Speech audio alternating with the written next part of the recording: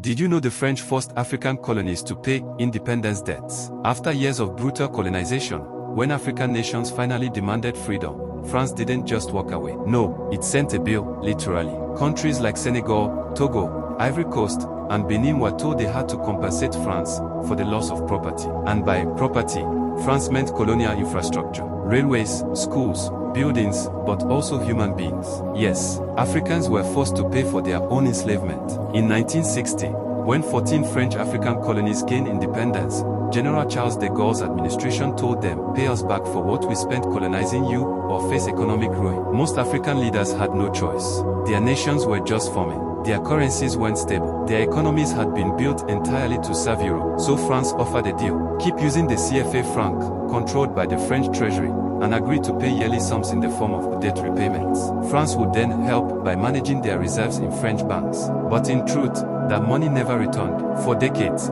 African countries sent up to 65% of their foreign exchange reserves to France. Billions of dollars. Money that could have built hospitals, schools, and roads. Instead, it helped fund France's own economy. And when some African leaders resisted, they paid the price. In 1963, Sylvanus Olympio of Togo tried to leave the CFA franc and create a national bank. Days later, he was assassinated. The coup leaders had been trained in France. In 1987, Thomas Sankara of Burkina Faso called the debt neo-colonial slavery and publicly refused to pay it. A few months later, he too was assassinated in a coup believed to have had foreign backing. Over and over again, African leaders who tried to break free from France's economic chains were either overthrown or killed. This system of debt was never about repayment. It was about control. France ensured its former colonies remained dependent, poor, and loyal long after the flags changed. As recently as the 2000s, African nations were still making payments. It wasn't until 2019 that France finally announced a reform to the CFA franc.